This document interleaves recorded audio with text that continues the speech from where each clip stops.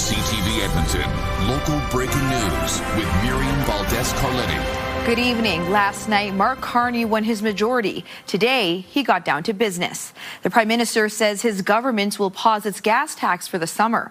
The Alberta government is watching closely, but says it has other ways to help Albertans save money right now. As CTV's Tyson Fedor reports, critics say it's time to follow the feds.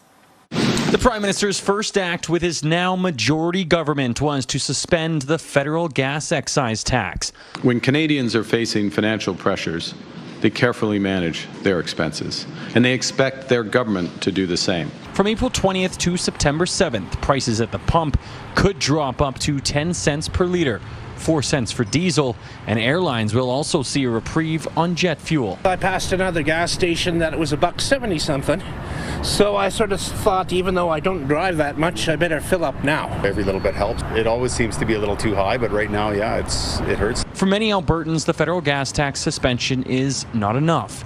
They say the provincial fuel tax should also go as well. But Alberta will continue charging drivers 13 cents a litre at the pumps. We do have a quarter where the oil prices are above $90 for a period of time. Then as of July 1st, that fuel tax will come off completely. Under Alberta's fuel tax relief program, if oil averages at least $90 a barrel for 3 months, the tax is then removed.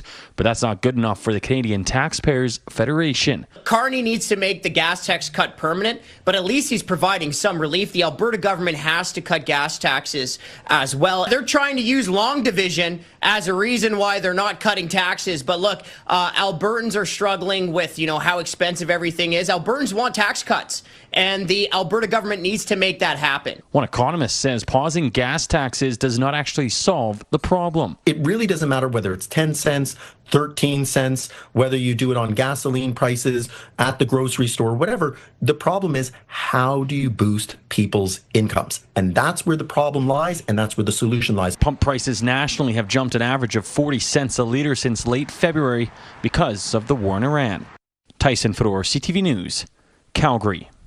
The UCP government says it will continue to push Alberta priorities under a new Liberal majority government that includes a pipeline project. One political analyst cautions a premier might have to now contend with more of a balancing act. CTV's Connor Hogg reports. After the federal Liberals solidified a House of Commons majority Monday night, ministers with the provincial UCP government say their relationship with the feds hasn't changed. We'll continue to work with them regardless of the composition or structure of their government. It doesn't change our job. Their government has been working towards showing Albertans how Canada can still work, working towards an MOU. The Liberals' majority was achieved through the 3 by-election wins Monday night, as well as 5 floor crossings from mostly Conservative MPs. Political scientist Laurie Williams says the remainder of Carney's 3 years is enough time to make progress on many major projects. It will mean stability. It'll mean the possibility of planning and working on something over a 3-year period. That's enough time to move things significantly forward. Williams says the Liberal majority could put Premier Danielle Smith in a tight spot politically as she navigates pipeline talks with the Prime Minister as well as the calls of separatists. If she becomes too closely tied to referenda and separatist causes, that could hurt her in the next election. We're still going to approach them in a way that best serves Albertans. That's the center of our mandate. That's why we got elected with our majority government of Alberta. The Canadian Association of Petroleum Producers says it's hopeful the Liberal majority means Canada will become the world's next energy superpower and urges immediate action to attract the investment required to build export infrastructure. Connor Hogg, CTV News, Edmonton. You could soon see ads telling you to just vote no on upcoming referendum questions, paid for by the Alberta Liberal Party. The political strategist behind the effort wants to organize Albertans who oppose those questions and separation. As CTV's Jeremy Thompson reports, he also says partnering with a political party will make it easier. The objective is to gather as much money as possible and spend as much money as possible. Political strategist Stephen Carter wants to convince Albertans to vote no on all 9 questions going to referendum this October. That requires fundraising and advertising. It turns out that there's severe restrictions on third-party advertising during one of these referendum campaigns. There's less restrictions on a political party. While a third-party advertiser can only spend $607,000 during a referendum campaign, a political party like the Alberta Liberals has no limit. This is something that we can do that will make fundraising easier, it'll make communications easier, it gives us a broader reach, and we're going to take advantage of that. I'm really disappointed with the current government. Alberta Liberal leader John Roggeveen is against separation, and he believes the existing referendum questions on immigration and the relationship with Ottawa are bad for Alberta. It's a moral alignment with Carter's cohort. Anybody that wants to work with us, we're more than happy to talk to so that we can deal with this referendum and make sure that it doesn't succeed. I encourage everyone to get involved in the fight to save Canada. It is the fight of our lives. Last week, the opposition NDP launched its own initiative to counter the referendum questions called For Alberta, For Canada, and the man behind last summer's successful Forever Canadian petition continues to prepare for a question on separation to be added to October's ballot. Thomas Lukaszuk tells CTV he welcomes the help, but wants Albertans to know their info will likely be saved in a database if they donate through a political party. We're not in this to further anyone's agenda. We're in this to ensure that Danielle Smith's agenda is defeated. The Liberals will appoint a new board of directors at their AGM in early May, then decide whether to move ahead with a referendum ad campaign. Jeremy Thompson, CTV News, Edmonton. The province has tabled a bill it says will speed up timelines for major projects in Alberta. Bill 30 would give regulators 120 days to approve or reject major energy, mining, and industrial projects. If the bill passes, the province says it would help Alberta's goal of doubling oil and gas production by 2035. Projects would still need to undergo environmental impact assessments and Indigenous consultations. The Energy and Minerals Minister says while the province will pick the projects to expedite, final approval remains with the regulators. Alberta Energy Regulator is the regulator. We are politicians. They make the decisions and we support them with policy. So this is up to the AER. But what we can do is, I was recently involved in a similar thing in Fort McMurray, and somebody went away for a holiday for a month. What happens to that project and that application while that person's away on holidays? Well, I can tell you what happened to me. Nothing. To qualify, projects would require a minimum capital investment of $250 million and must align with the province's priorities. And the province is introducing a new cybercrime task force to address extortion and digital fraud. Financial exploitation has been a growing problem, targeting families, seniors, and businesses. Fraudsters are often overseas, making them difficult to identify and stop. The province says the task force will be made up of experts in law, technology, and consumer protection working with members of government. They will work to make recommendations focusing on legislation and regulation. And RCMP are showing off some of what was recovered during a police retail crime bust. RCMP in 8 Alberta communities participated in the 10-day blitz. Officers recovered more than $40,000 in stolen merchandise. Police say more than $26,000 worth was found during the search of one St. Albert home. RCMP made 65 arrests and laid 48 criminal charges. Nearly half of the people they arrested were either wanted on warrants or had previous charges. And Alberta is hitting pause on a program that matched donations to nonprofits. Some are worried about what comes next as they lose a source of support. Here's CTV's Mark Villani. Hi.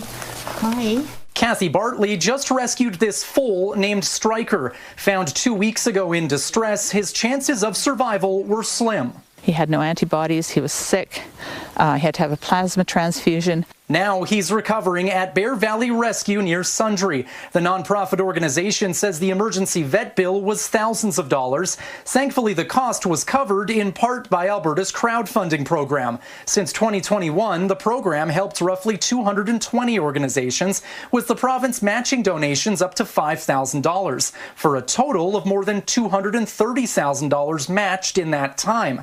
But the campaign is now closed. It's hard when you you start to use it, and you can use it, every year, and then all of a sudden it's gone. Bartley says she felt blindsided. The Minister of Arts, Culture and Status of Women says it was always supposed to be just temporary. Through Budget 2026, Alberta's government is investing $70 million in community grants and other programs to support the nonprofit sector. There are already many similar crowdfunding platforms available to nonprofits, and the pilot showed there are more effective ways government can deliver meaningful support. Although experts say those programs often come with more competition and red tape. It's a lot of paperwork. It's a really difficult grant process. You couldn't really rely on it because you didn't know if you'd get it. All the while, the nonprofit sector in Alberta is already under pressure, with a recent survey suggesting 68% struggle to meet demand for services. More than 40% have trouble recruiting staff or volunteers, and just over half reporting an overall increase in demand. The Alberta government seems to have their priorities on health and education, and there's a real worry that some of the other nonprofits will be left behind. It's just sad that it's not going to be available. Mark Villani, CTV News, near Sundre. Playoff hockey is returning to Edmonton. Oilers fans around the city are starting to feel the buzz and are hoping for another shot at the Stanley Cup. CTV's Evan Kenny has more on the fans and upcoming festivities.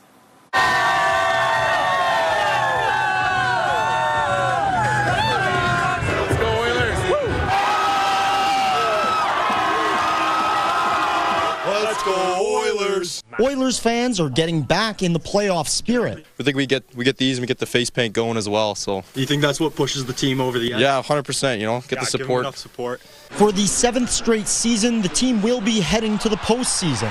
It's still unclear where the Oilers will finish in the standings, with only 4 points separating the top seed in the Pacific Division from the last wildcard spot. Wasn't so clear early in the year, but I think the matchups, they'll be in good shape this year. I'm definitely optimistic. I think they're going to make a push. I think the Oilers have impressed from where they were supposed to be, the way it was looking at the start of the year, and we have a lot of momentum moving into the playoffs. With another year of Oilers playoffs comes another year of watch parties at Ice District. Don't change what's working, and we know from everybody this is probably the most spectacular fan experience in North America. More than 30,000 people can take in the games at Ice District Plaza, Fan Park, or inside Rogers for home and away games. It's really just making sure we're as prepared as possible with as many offerings in each of the areas. We don't know who the Oilers will be taking on in the first round of playoffs, but we do know there will be at least 2 games here at Rogers Place. Now, full round ticket packages are on sale now, while single game tickets go on sale Wednesday. Expecting, as usual, huge demand. They've been through adversity this year, definitely more struggle than previous years, and that's what's going to give them the chance to go all the way this year. The Oilers' final regular season game is Thursday. Their playoff journey could begin as early as Saturday. Evan Kenny, CTV News, Edmonton.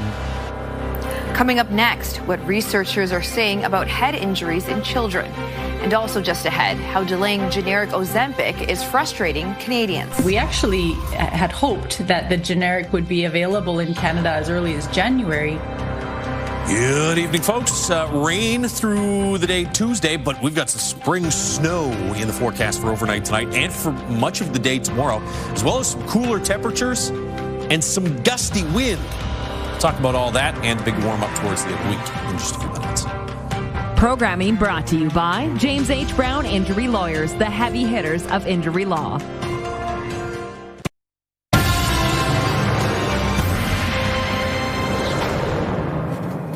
A new study out of Alberta shows a child's genes may be the key to how they will recover from a concussion. Researchers at the University of Calgary tracked over 600 children. They found kids with genetics linked to migraines have a much higher risk of severe, long-lasting headaches after a head injury. By identifying 4 specific gene mutations and looking at family history, doctors can now better predict which patients will struggle with symptoms like dizziness and blurred vision for months at a time.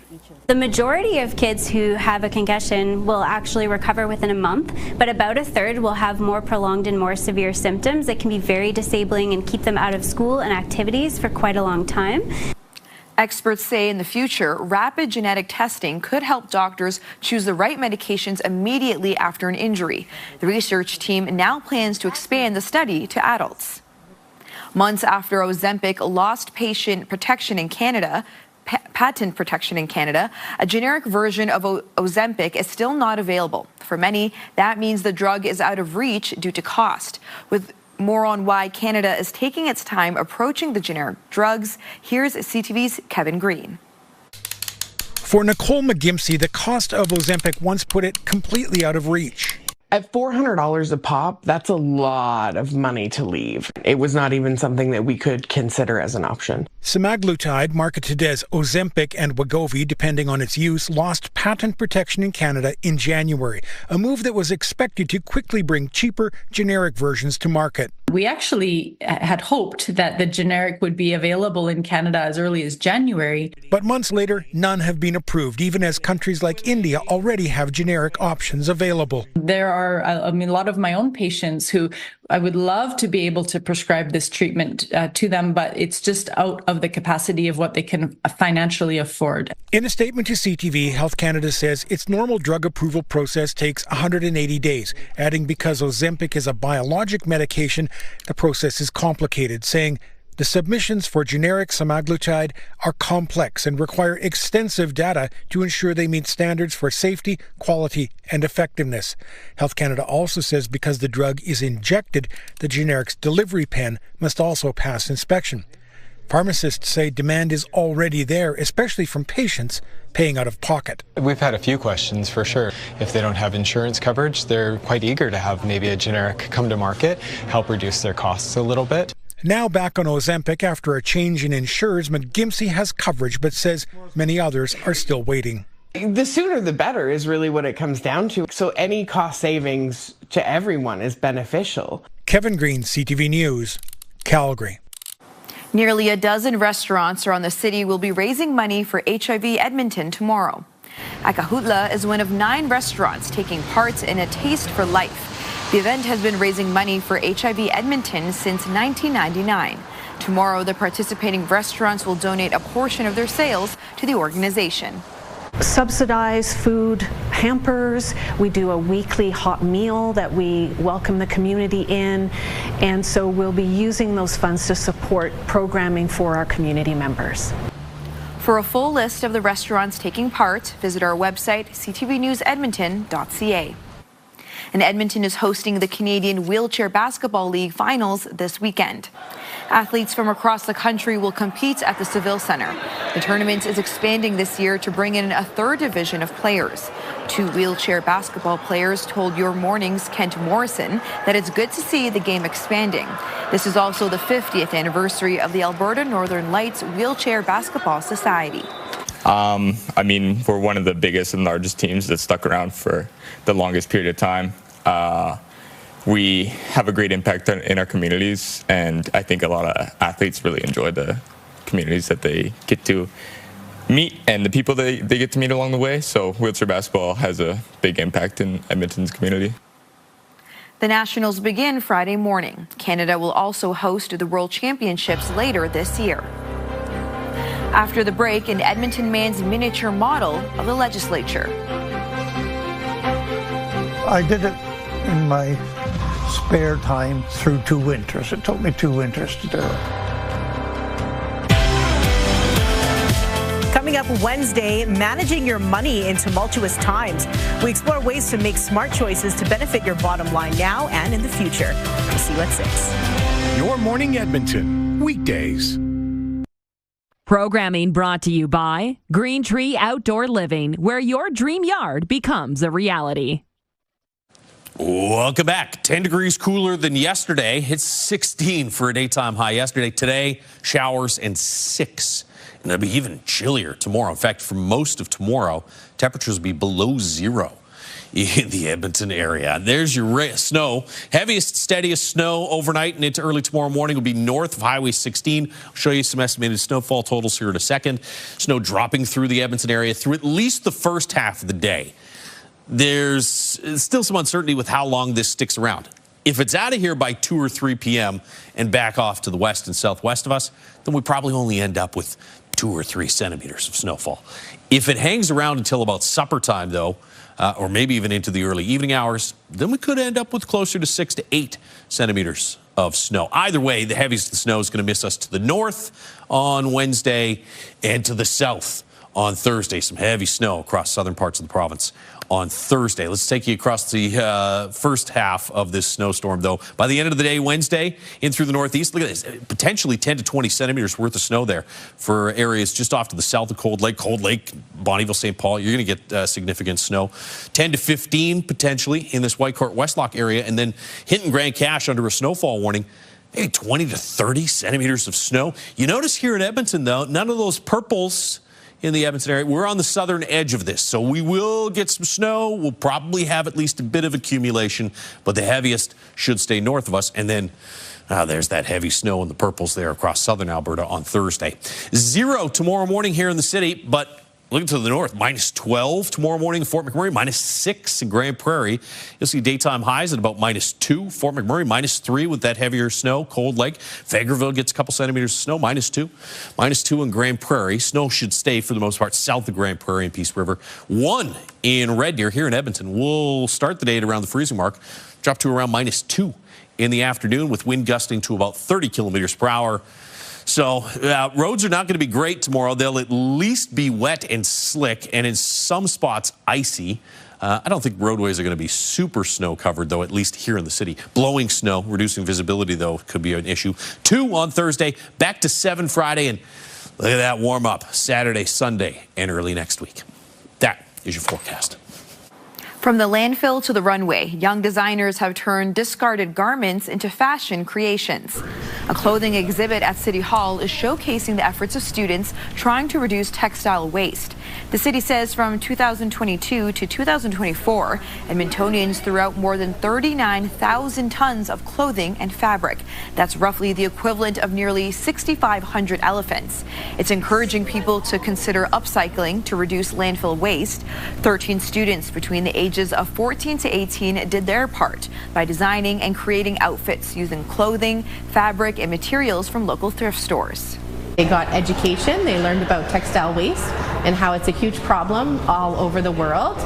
They also got a little bit of creative work, so creativity is good for mental health. And then they also got to meet new friends. So the amount of talent that the students have is absolutely mind-blowing. They are able to channel their creativity and come up with absolutely unique outfits that speaks to each and every personality that was in that program. The creations and information boards on how to reduce textile waste are on display at City Hall until Monday, April 27th. An Edmonton grandfather who makes replicas of world landmarks is looking for a home for his latest creation. He recently completed a wooden version of the Alberta Legislature. CTV's Amanda Anderson has more. It's one of Edmonton's most iconic buildings. Now, the century-old Alberta Legislature has been replicated in a scaled-down labor of love. Because it's a beautiful building, and I thought it was worthy of a try. The real legislature took about 6 years to build. Esmond Warren's wooden version took much less time. I did it in my spare time through 2 winters. It took me 2 winters to do it. Warren has made other replicas using matchstick kits. There wasn't a kit for the Alberta Legislature, so Warren had to pace and map out the building himself. The security guard was looking at me a little bit carefully. But that's what I did, yes, and took lots of photos. He also had to cut most of the small wooden pieces for the project. We'd get a piece of 2x4. I had to find a piece with no knots in because you can't have knots because that weakens it. Warren says recreating the domes on top were the most challenging. Because I couldn't see the top of the building, you see. You can only see it from the ground. So whenever it came on television, an aerial view of it, I would freeze the TV, run and get my camera and take a photo. Warren has worked on several projects, including this Ferris wheel and carousel. His favorite is this replica of the Notre Dame Cathedral in Paris, a project he finished for his granddaughter who died of complications with cystic fibrosis. We have that one here too, and so no, I think she'd be pretty proud of what we've done. And it's sort of in her name, finished it in her name. Before starting a new project, Warren hopes to find a place his version of the legislature can go on public display. Rather than stay in my man cave where it won't get seen anymore. Amanda Anderson, CTV News, Edmonton. And that's our show for this evening. Thank you so much for tuning in. Have a good night.